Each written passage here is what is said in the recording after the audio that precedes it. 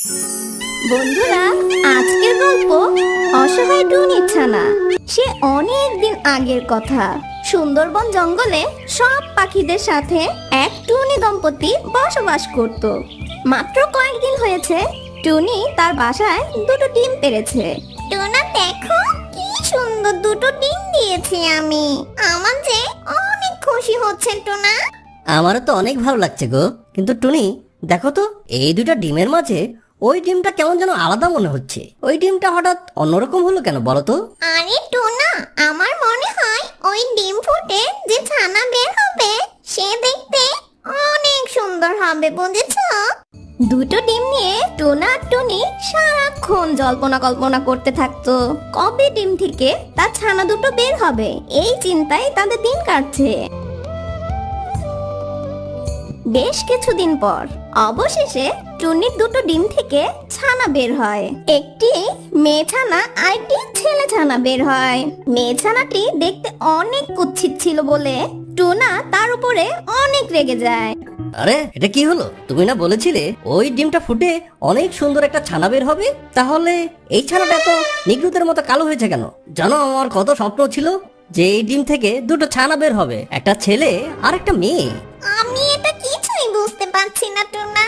আমাদের মেয়ে ছানা দেখতে এমন হলো কেন?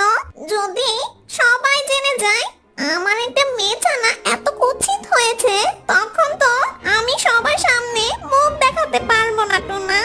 বাবা বাবা, আমার না অনেক খিদে পেয়েছে। আমার পেটটা চুচো করছে, আমাকে খেতে দাও। আরে আমার সোনা ছেলেটা, তোমার খিদে পেয়েছে বুঝি সোনা? আমার বাবাটা, চলো সোনা, তুমি আমার সাথে চলো, আমি তোমাকে খাবার খাইয়ে দিচ্ছি। মা মা, আমার অনেক ক্ষুধা পেয়েছে, তুমি আমাকে খেতে দাও মা। আমার প্রচন্ড ক্ষুধা পেয়েছে মা, আমি খিদেতে মারাই যাচ্ছি মা। না না টুনি, তুমি এই মেয়ে বাচ্চাটাকে কোনো খাবার দেবে না, বুঝতে পারছো? একে আমি এখনই ঘেঁটি ধরে বের করে দেবো। বাবা তুমি না ঠিকই বলেছো, ওকে না আমার সাথে একদমই মানাচ্ছে না। দেখছো না কি বাজে দেখতে, দেখছো না তোমরা? বাবা মা, তোমরা ওকে এখনই ঘেঁটি ধরে বের করে দাও। বাবা মা আর ভাইয়ের মুখে এসব কথা শুনে অসহায় টুনি ছানা অনেক কষ্ট পায় আর কাঁদতে কাঁদতে বলে, আমি কালো হয়েছি বলে তোমরা আমার সাথে এমন করছো কেন বলো? মা মা, তুমি আমাকে গরম জায়গায় থাকতে দাও না মা। মা, আমার যে অনেক ঠান্ডা লাগছে, আমি অনেক আর সব পাখিদের বাসায় গিয়ে খাবার আর আশ্রয় চায়, কিন্তু কেউ তাকে কোনো সাহায্য করে না। এভাবেই বেশ কিছুদিন কেটে যায়। কি করব এখন আমি? আমাকে কেউ খাবার দিচ্ছে না, আবার কেউ আমাকে থাকতেও দিচ্ছে না। আমি কি করব? আপন বলতে আমার কেউ নেই এই পৃথিবীতে। না, আমি আর এই জীবন রাখবো না, আমি এখনই মারা যাব। আমি আর এই খিদে জ্বালা সহ্য করতে পারছি না। আমি পাখিদের নোংরা ডাস্টবিন থেকে খাবার কুড়িয়ে খেয়েছি, আর এখন কোনো খাবারও খুঁজে পাচ্ছি না। আমি এই খিদে জ্বালায় মারাই যাব। যে জীবনে বাবা মায়ের ভালোবাসা নেই সে জীবন থাকাচ্ছে না থাকাই ভালো। আমি এখন মরেই যাব। আমি যদি মরে যাই আর তাতে যদি সবাই ভালো থাকে তাহলে আমি মরেই যাব। এসব কথা বলে অসহায় টুনি ছানাটি নদীর কাছে গিয়ে পৌঁছালো, নদীতে ডুবে মরবে বলে। সেই নদীর ধারে শুয়েছিল একটি দুষ্ট শিয়াল। এমন কচি আর মিষ্টি একটা টুনি ছানা দেখে শিয়ালের জিভে জল এসে পড়লো। আরে আরে, আজকে সূর্য কোন দিক দিয়ে উঠলো? খাবার যে আমার কাছে চলে আসবে এমনটা তো আমি কখনোই ভাবিনি। কি করছি ছানা রে বাবা, যাই যাই ওর কাছে যাই, এরপর ওকে ধরে স্যুপ বানিয়ে খেয়ে ফেলি। এইসব ভেবে সেই দুষ্ট শিয়াল সামনের দিকে আগাতে লাগলো। এই কি শিয়াল মামা, তুমি আমার দিকে এগিয়ে আছো কেন বলো তো? তুমি কি আমাকে খেয়ে ফেলবে নাকি? এটাও কি তোকে লিখে দিতে হবে? কিন্তু তোকে দেখে মনে হচ্ছে তোর মনটা খুব খারাপ, আর তুই এখানে মরতে এসেছিস। মরার আগে বলতো আমাকে এটা কি হয়েছে? আমার মনে অনেক কষ্ট। আমার বাবা মা, আমার ভাই আমাকে একটু ভালোবাসে ভালোবাসে না। আমার এই ছোট্ট জীবন রেখে কি লাভ? আমার এই কুৎসিত চেহারার জন্য আমাকে বাড়ি থেকে বের করে দিয়েছে ওরা। আমি আর বাঁচতে চাই না, তাই আমি মরে যেতে চাই। আমি এখানে মরতে এসেছি। আমাকে যেহেতু কেউ ভালোবাসে না, তাহলে আমি বেঁচে থেকে কি করব বলো তো? আরে আরে, এই ছানা তো দেখছি অনেক বোকা। তাই তো আমার অনেক ভালোই হলো। তোর মনে অনেক কষ্ট, তাই তোর মাথা নষ্ট। তাই তুই আমার কাছে আয়। একটা জিনিস ভেবে দেখ, আত্মহত্যা করার চেয়ে এই তো শিয়াল মামার পেটটা ভরিয়ে দেওয়াটা অনেক ভালো, তাই না? শিয়ালের এইসব কথা শুনে ছোট্ট টুনির ছানা ভাবতে থাকে, আসলে ঠিক তো, আত্মহত্যা থেকে একবেলা কারো খাবার হওয়া অনেক ভালো। যাই যাই, শিয়াল মামার কাছে যাই। সে আমাকে খেয়ে নে, তাহলে তো ওনার পেট ভরবে আমাকে খেয়ে, আর আমারও মরে যাওয়ার ইচ্ছাটা পূরণ হবে। এইসব ভেবে অসহায় টুনি ছানা শিয়ালের কাছে যায়। এদিকে শিয়াল অনেক খুশি হয়, আর শিয়াল যেই না টুনি ছানাকে ধরতে যাবে, ঠিক তখনই একটা পরী চলে আসে। এই দুষ্ট শিয়াল, এই অসহায় টুনি ছানাকে ভুলিয়ে ভালিয়ে তুই খেতে যাচ্ছিস তাই না? এখনই এখান থেকে চলে যা বলছি, নয়তো আমার জাদু শক্তি দিয়ে তোকে এখানেই মেরে ফেলবো বলে দিলাম। ওরে বাবারে, এখান থেকে পালাই। সেই পরীর এইসব কথা শুনে শিয়াল ভয়ে পালাও পালাও বলে ছুটে চলে যায়। এরপর পরী সেই টুনি ছানার কাছে জানতে চাইলো যে তার সাথে কি হয়েছে, আর সেই ছোট্ট টুনি ছানা তাকে সব তার খুলে বলল। আর সব কথা শুনে সেই পরীর অনেক মায়া হয় সেই টুনি ছানার উপর। সত্যি তোমার অনেক কষ্ট অসহায় টুনি ছানা, তবে আজ থেকে আমি তোমাকে আর কষ্ট পেতে দিব না।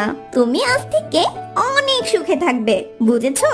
এই বলে সেই পরী তার জাদু শক্তি দিয়ে গাছের উপর একটা বাড়ি বানিয়ে দেয়, আর সেই টুনি ছানাকে অনেকগুলো সোনার মোহর দেয়। ছোট্ট টুনি ছানা আজ থেকে এই বাড়িতে থাকবে, আর এই মোহর দিয়ে তোমার জীবন যাপন করবে।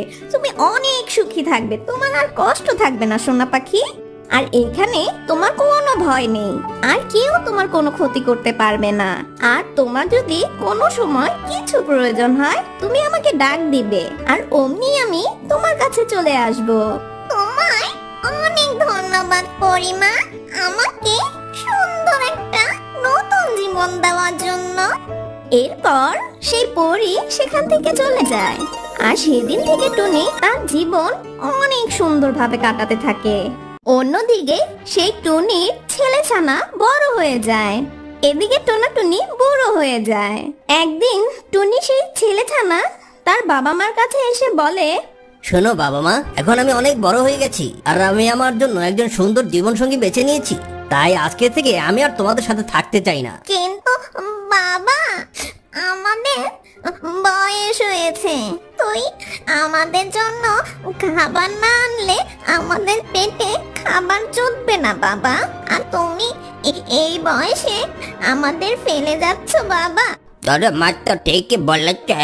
আজকাল তো তোর মা আর আমি নিজের চোখে ঠিক মতো দেখতে পাই না, তাহলে আমরা আবার খাবারের জোগাড় করব কি করে বল? দেখো আব্বু আম্মু, তোমাদের কষ্টটা আমি বুঝতে পারছি, তাই বলে কি তোমরা আমাকে তোমাদের কাজের ছেলে ভেবেছো? আমি চললাম।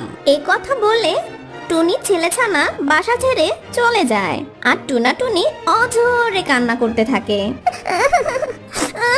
টুনি, এটা বোধহয় আমাদের পাপের ফল। আমরা যদি সেদিন আমাদের কালো মেয়েটাকে বাড়ি থেকে বের করে না দিতাম, তাহলে নিশ্চয়ই আজও আমাদের পাশে থাকতো। তুমি একদম ঠিক কথা বলেছ গো। সেদিন থেকে টুনাটুনি জীবনে সুখে ছায়া নেমে আসে। তারা 3 বেলা ভালোভাবে খেতে পারতো না, দিন দিন তাদের চেহারা শুকিয়ে যাচ্ছিল। এইসব কষ্ট সহ্য না করতে পেরে টোনাটুনি আত্মহত্যা করবে বলে নদীর ধারে যায়। ঠিক তখনই টুনির ছোট্ট মেছানা কিছু খাবার নিয়ে চলে আসে। তোমাদের দেখে অনেক ক্ষুধার্ত লাগছে, তোমরা এই খাবার খেয়ে নাও। তখন টুনাটুনি গপ গপ করে সেই খাবারগুলো খেয়ে নেয়। তুমি কে গো বাছা, আমাদের খাবার খাওয়ালে? বাবা মা, আমি তোমাদের সেই ছোট্ট মেছানা, চিনতে পেরেছো আমাকে? যাকে তোমরা বাড়ি থেকে তাড়িয়ে দিয়েছিলে, কিন্তু তোমরা এখানে এভাবে মরতে এসেছো কেন? আরে মা, তুই এখনো বেঁচে আছিস? আসলে চোখে ছানি পড়েছে, তাই তোকে চিনতে পারিনি মা। মা জাননি, তোকে কষ্ট দিয়ে আমরাও এখন ভালো নেই মা। তোর ভাই আমাদের পাছায় লাথি দিয়ে চলে গেছে, তুই আমাদের ক্ষমা করে দে মা। ভাইয়া তোমাদের তাড়িয়ে দিয়েছে, তাতে কি হয়েছে মা বাবা? তোমরা আজ থেকে আমার সাথে থাকবে, আমি তোমাদের দেখে শুনে রাখবো। শেষ বয়সে অসহায় বাবা মার পাশে যে থাকে, তারাই তো প্রকৃত সন্তান। মেয়ে টুনি ছানার কথা শুনে টোনাটুনি অনেক খুশি হয়। সেদিন থেকে তারা সেই টুনির সাথে সুখে দিন যাপন করতে থাকে।